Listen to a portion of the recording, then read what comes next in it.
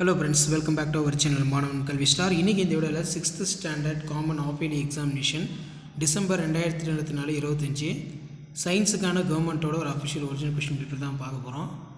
நமக்கு 6th science பொறுத்த வரைக்கும் total mark maximum mark 60 mark, 40 mark வந்து பார்த்தோன்னா அந்த ஆக்டிவிட்டி மார்க் வந்து கொடுப்பாங்க.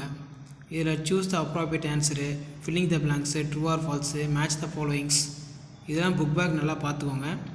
Complete the analogy, answer brief any 8 question, define measurement, distance between two places, why do gases not fix in shape, define the term of habitat, list out the plants present in your school garden, mention the features of helper birds fly in the air.